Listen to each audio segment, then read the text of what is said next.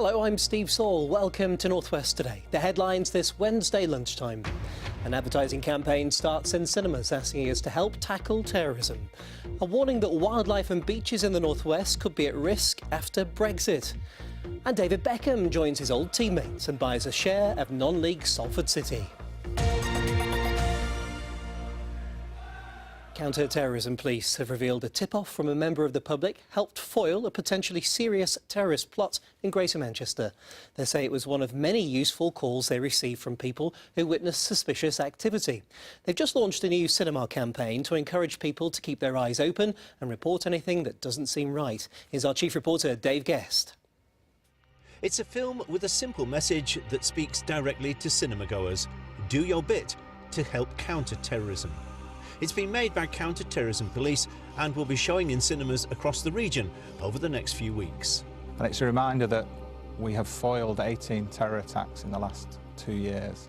And in planning those, people have to carry out activities. Does it work? Does it actually lead to you finding useful information through this? Absolutely. In the last year, we had a really significant terrorist investigation here in Manchester, and that came about solely because a member of the public picked up the phone and contacted us, and that was something that we wouldn't have known about necessarily without that contact. And when you talk about a significant investigation in Manchester, are you able to tell me any more about that? We're hoping that will be dealt with through the courts later in the year and people will be able to see the results of that, so I can't comment on it any further at this time.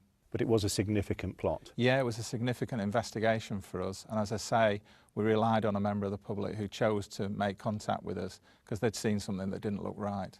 Turning now, of course, to the arena atrocity, it's still very much a live investigation. You're still seeking to get Salman Abedi's brother back to the UK. Just before Christmas, the Libyan Prime Minister promised that he would be coming back very shortly. We've still not seen any sign of that. What's happening there? Well, all I can say about that is the efforts continue.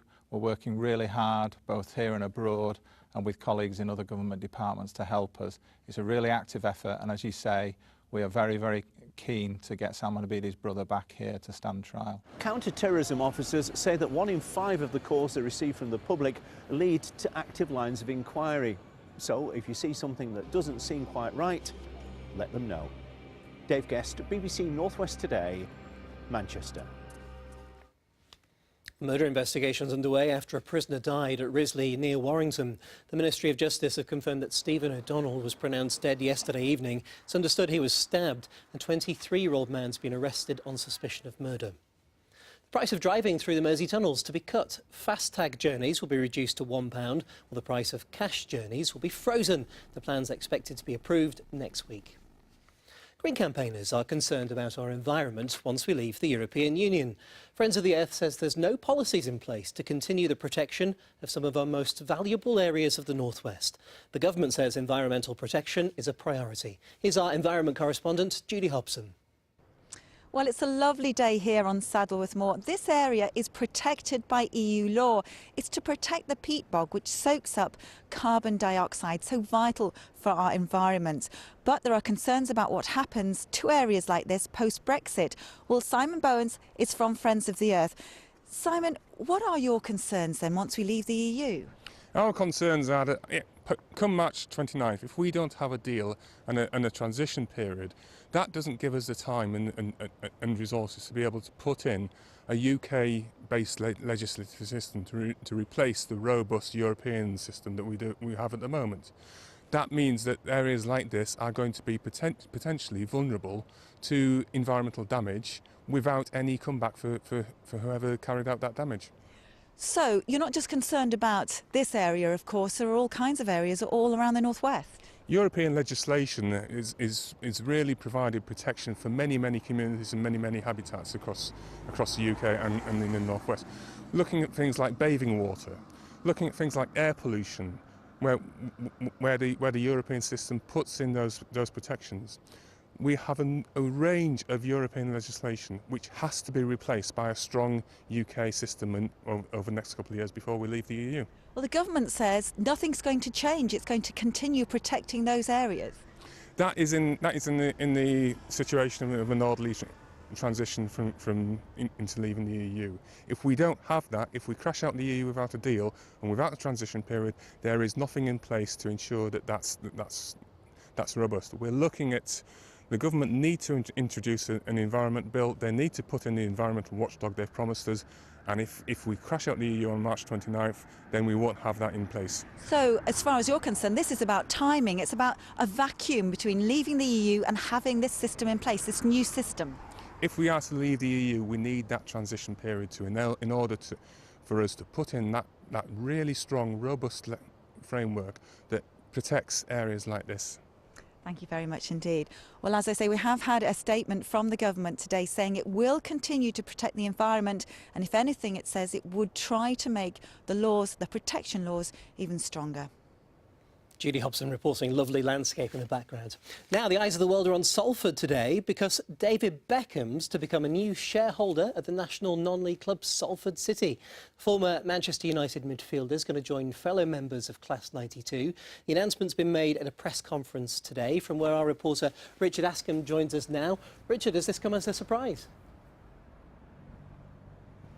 Steve, it has, yes. We knew it was going to be a big announcement at Hotel Football there. I said in the newsroom before I came, couldn't be David Beckham coming in, could it, as one of the owners, and eyebrows were raised. And to be honest, I didn't really believe it myself. So, yes, definitely a surprise. Having said that, we know how close David Beckham is with the rest of the class of 92 who were there today. The Neville brothers, Nicky Butt, Paul Scholes and Ryan Giggs. They grew up, of course, playing at Manchester United together. So in that sense, it isn't a surprise. They say it's always been they've always wanted David Beckham to come in. It's been a question of timing, really. He owns a club in America, for example, as well. He'll have a 10% ownership, as you say, along with the rest of the class of 92. And one of the other owners, Ryan Giggs, told me that because of David Beckham's worldwide fame, it is certainly extremely big news for Salford City. Yeah, big news. Obviously exciting. Exciting for us, exciting for David, and ultimately exciting for Salford City and the fans as well, because you know, to have the six of us back together, you know, David with the different experiences that he can bring to the table, yeah, really pleased to be announcing the news. So, Richard, can we expect the Beckhams in town anytime soon? Well, yeah, that's what we all want to know, isn't it, Steve? I did ask Gary Neville that. He said that we can expect to see David Beckham at a game. That'll be a circus, won't it? Maybe in the next couple of weeks, maybe 3 weeks or so. So we can expect that. We did hear from David Beckham himself in a little video clip in the press conference that I hope to bring you later on in North West Tonight. Do have a couple of quotes from him here, though. He says it's a really special club with a special group of people. He says that my early years in Manchester were all spent in Salford. I grew up there in many ways, so to be able to finally join the lads and the club today is a great feeling. So, yeah, it's all come together. The six of them are back together, and I'm sure we will see David Beckham down at a game sometime very soon. Big news for Salford City. Very exciting. Thanks, Richard. Right, cold this morning. Let's get the weather from Alex Hamilton. Good afternoon. Well, so far today there have been a few wintry showers around, and it looks as though we'll continue to see some of those in the afternoon. More likely to fall as snow over higher ground, but it will be cold today. Still some decent sunny spells and highs of around 4 degrees Celsius. Then going through tonight, the Met Office has issued a yellow weather warning for icy conditions, so do take care. It looks as though there'll be clear spells to begin with, but then overnight the cloud will increase and there'll be some more showers as well, which could be wintry, down to around -2 degrees Celsius tonight. Tomorrow that cloud and those showers will steadily clear out the way. There will be some brighter spells in the afternoon. It'll still be chilly with highs of around 8 degrees Celsius. So I'll leave you with the outlook. It looks as though things are getting slightly milder in a couple of days' time.